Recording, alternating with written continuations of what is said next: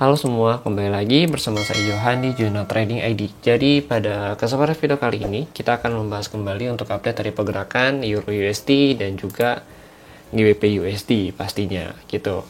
Oke, kita mulai dulu dari Euro USD ini ya gitu. Oke, kalau untuk Euro USD memang posisinya ya ini kalau kita perhatikan memang ada sideways zone yang sudah di breakout oleh si Euro ini sendiri ya. Posisi untuk sideways zone-nya itu ada di level harga 876 ya, ini untuk area resisten dan itu sudah di breakout ya oleh si Euro USD ini sendiri gitu.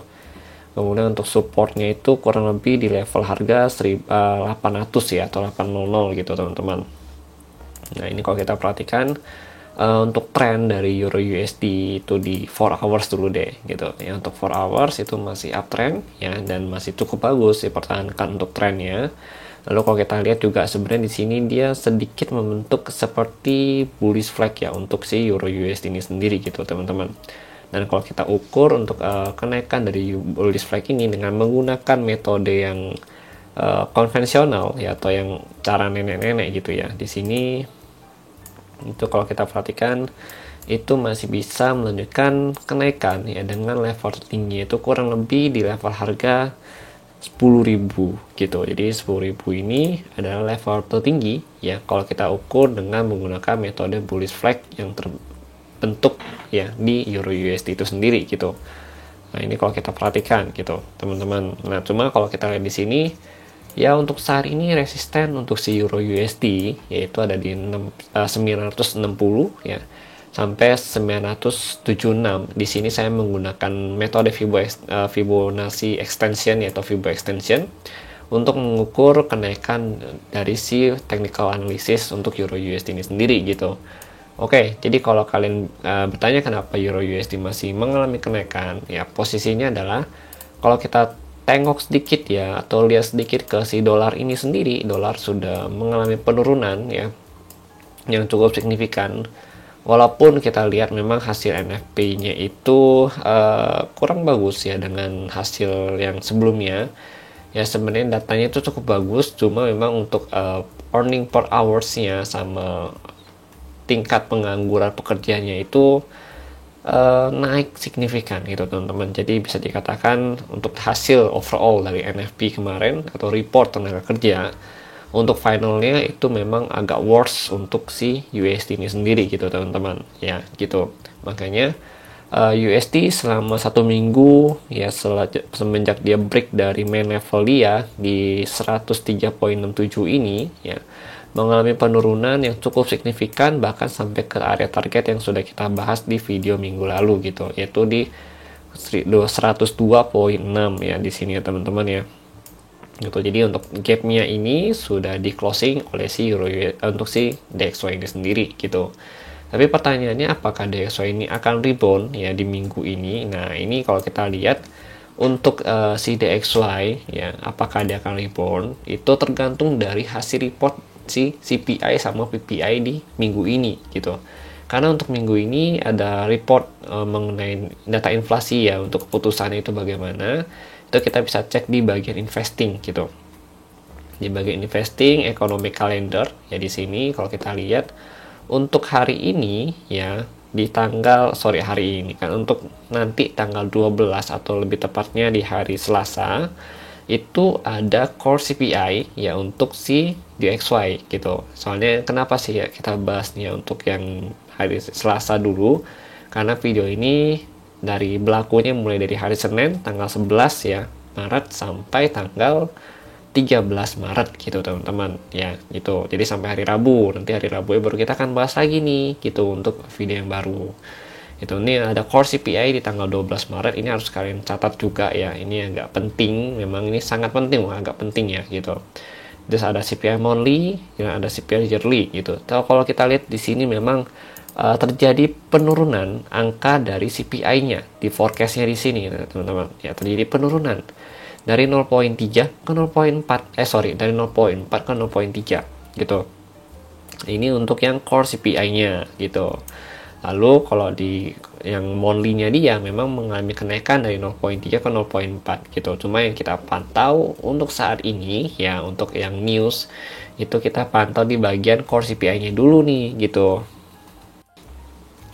Oke, nanti baru kita akan pantau dari si monthly dan juga yearly-nya dia gitu. Ya terutama sih yang monthly dulu ya. Jadi yang pertama itu urutannya adalah core CPI. Yang kedua itu adalah CPI yang monthly MOM-nya ya kan. Baru yang ketiga itu adalah year over year-nya atau YOY-nya gitu teman-teman ya. Gitu cara bacanya. Nah, ini kalau untuk core CPI memang ada sedikit penurunan gitu teman-teman. Oke, jadi itu kalau dari forecast-nya. Nah, ini kalau kita lihat dari data kemarin, ya bulan kemarin memang data CPI-nya itu cenderung stagnan gitu untuk yang bulan report bulan Desember gitu teman-teman ya. Lalu untuk yang bulan Februari, bulan Januarinya itu terlihat ada peningkatan dari 0,4, 0,3 ke 0,4 gitu.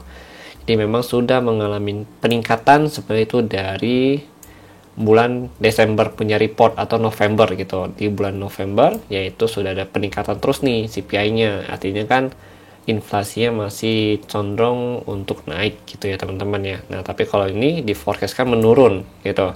Artinya nantinya dari target maksudnya secara inflasi dari kacamatanya nih secara besar itu bakal ada penurunan inflasi gitu. Tapi let's see ya nanti bagaimana ya untuk hasil dari data aktualnya gitu teman-teman ya. Nah, ini nanti akan menjadi keputusan juga nih untuk Fed ya di data atau rapat FOMC berikutnya. Apakah dia akan menurunkan suku bunga atau bahasa itu melonggarkan kebijakan ekonominya atau tidak gitu. Ya, ini kan ada data CPI dulu nih. Gitu, habis itu ada data PPI gitu. Jadi dalam satu minggu ini ya itu ada data CPI dan juga ada data PPI. Kalau untuk PPI-nya itu ada di hari Kamis ya, ada di hari Kamis ya. Kalau kita perhatikan PPI juga ini dari monthly-nya itu memang stagnan hasilnya gitu teman-teman ya. Tapi let's see aja, nanti kita lihat dulu dari hasil data CPI-nya gitu ya teman-teman ya. Oke, kemudian kalau kita lihat dari rapat Fed yang testimoni Powell yang kemarin itu yang 2 kali ya, memang dibilang inflasinya itu masih jauh dari targetnya dia gitu, dan dia mau tunggu data ya tenaga kerja dan juga CPI dan juga PPI ini bahasanya kan gitu, untuk lihat apakah inflasinya itu ada penurunan atau enggak gitu. Nah, sedangkan kalau kita lihat di forecastnya memang ada sedikit penurunan untuk data CPI-nya, yang artinya untuk target inflasi dia juga bisa menurun gitu teman-teman, atau bahasa itu inflasi itu bisa menurun ya mendekatin targetnya si Fed itu sendiri gitu ya. Oke, jadi intinya begitu. Oke, sekarang kita lanjut lagi untuk pembahasan dari si euro ini ya, sama DXY dulu gitu ya. Jadi intinya kalau misalkan hasil data reportnya itu bagus ya, ini bisa jadi titik pullback ya untuk si DXY ini sendiri gitu teman-teman ya. Ini kan kalau kita perhatikan memang untuk 4 hours belum closing di bawah support breakout-nya dia. Ini kan support ya. Kenapa kita sebut support breakout? Karena ini posisi resisten yang di breakout sama harga ya saat ini menjadi area supportnya dia gitu teman-teman ya. Ini juga support untuk DXY gitu. Jadi secara technically ya untuk DXY ini masih ada potensi nih dia untuk loncat naik lagi atau retest ya, terdekatnya ke 103.14, kemudian tertingginya itu bisa ke area breakout yang di sini nih ya, nih breakout zone dia itu di 103.67 gitu teman-teman. Itu di main levelnya dia gitu ya teman-teman ya. Dan nantinya juga bisa membawa euro USD ya kembali lagi. Ini kan kalau kita lihat posisinya ini ada breakout dari euro USD ya gitu. Nah, berarti euro USD ada potensi untuk retest kembali ke level harga 859 atau 860-an gitu teman-teman. Tapi perlu kita pantau juga nih untuk area support yang di breakout nih ya, resisten di breakout saat ini jadi area support untuk si euro USD. Itu di level 914 sampai 897 gitu. Ini bisa jadi area buy zone kita ya, dengan target harga nanti naik tertinggi itu ke 960 sampai 976 kembali gitu. Dengan ya itu ya, ini untuk areanya gitu. Untuk area buy ini bisa jadi buy zone kita gitu. Nah, nanti buy zone kedua ini ada di area breakout yaitu di 859 sampai 852 gitu. Nanti area buy ketiga kita ngambil di ujung-ujung aja gitu ya kan. 804 sampai 797 gitu teman-teman. Ya, jadi itu ya untuk area-area dari si Euro USD. Nah, itu tadi buy zone-nya. Tapi kalau untuk sell point, ya sebenarnya untuk sell point saat ini sih masih belum terkonfirmasi dengan perfect ya gitu loh, belum sempurna. Karena terutama di 4 hours saya juga masih uptrend, jadi agak riskan. Cuma kita bisa pantau dulu di sini sebagai selling point ya. Di sini hanya saja kalian perlu note ya, ini agak jauh ini. Ya, ini bisa spike sampai sini gitu. Jadi kurang lebih itu kalau kita hitung berdasarkan dengan pipsnya itu sekitaran 39 pip. Ya, kalau 39 pip kalau untuk XAU USD memang kecil gitu ya, 40 pip gitu. Tapi kalau untuk falas ya kayak Euro USD, GBP USD itu sudah cukup besar gitu. Karena hitungannya itu biasa SL falas itu adalah sekitaran kalau untuk saya pribadi 35 ya sampai 40 itu paling maksimal gitu. Ya 35 biasa tuh 25 30 pips untuk SL dari si Euro USD gitu.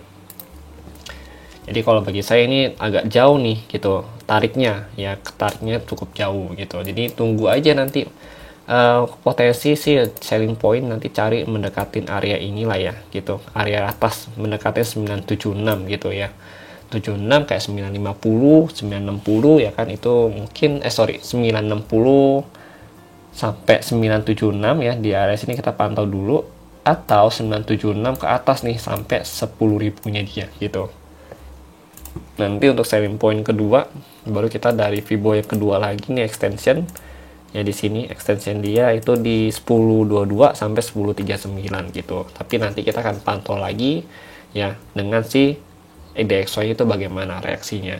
Nah, tapi kalau saya sih memang prefer ketimbang kita sell di sini. Ini kan dia baru breakout ya, baru breakout dari 10.000 gitu kan. Gitu. Jadi mendingan much better kita tunggu di sini aja kalau mau sell gitu. Ini bertepatan dengan area di support resisten yang ada di sini gitu. Itu di 1060 sampai 1077 gitu teman-teman. Ya, ini kan dia baru breakout nih, takutnya dia lanjut gitu kan. Lanjut. Nah, ini memang lebih safety aja untuk ngambil di sini gitu ya teman-teman ya, sell gitu. Oke. Oke, jadi itu untuk Euro USD. Nah, kemudian kita lanjut lagi untuk GBP USD. Nah, kalau untuk GBP USD, ini kita juga masih bisa nih ngambil setup buy ketika dia retest ke area resisten breakout ya dia yang ada di sini gitu. Itu di level harga kurang lebih di 2753 ya sampai 2783 gitu. Begitu dia ada retest, ada kesempatan nih untuk nge-buy atau konfirmasi di 30-15 menit. Kita bisa buy ya dengan target harga di atasnya lagi nih, tertingginya di 2884 sampai 2948 dan 2988 gitu tertingginya dia di sini gitu ya teman-teman. Nah, ini nanti kita baru cari selling point di sini gitu. Nanti untuk sell untuk buy kedua itu kita bisa manfaatin zona ini ya, jangan di sini. Ini jangan, kita nggak recommended. Tapi kalau untuk buy kedua kita bisa di 2620 sampai 2598 gitu ya. Di sini 2620 sampai 2698 untuk buy kedua. Terus nanti buy ketiga baru di sini itu di 2539 sampai 2505 gitu. Oke. Jadi mungkin itu dulu ya, karena kalau kita lihat memang untuk area-areanya ya untuk GBP USD juga baru breakout dari resistennya dia. Makanya kita masih bisa cari area buy itu di area breakout resistennya dia gitu. Target tertingginya itu masih di 2948 dan juga 2988. Itu kita ambil dari time frame 4 hours ya, karena di sini kalau kita lihat di sini tuh ada resistennya dia satu, ya ini juga satu, ini juga satu gitu resistennya dia. Jadi kalau break dari 2988 baru lanjut lagi kita cari resistennya lagi nih nanti di level harga 3097 sampai 31 ya 39 gitu. Oke, jadi secara pergerakan untuk GBP USD dia melanjutkan tren naiknya dia ya, cuma kita memang harus agak berhati-hati nih ya di area resisten ini kalau mau open dulu gitu ya. Mendingan kita double confirmation dulu baru kita boleh entry di area resisten ini gitu teman-teman. Oke, jadi mungkin itu dulu penjelasan dari saya untuk GBP USD dan juga Euro USD minggu ini ya, dari hari Senin sampai Rabu. Dan terima kasih bagi yang sudah nonton. Sampai jumpa pada video berikutnya.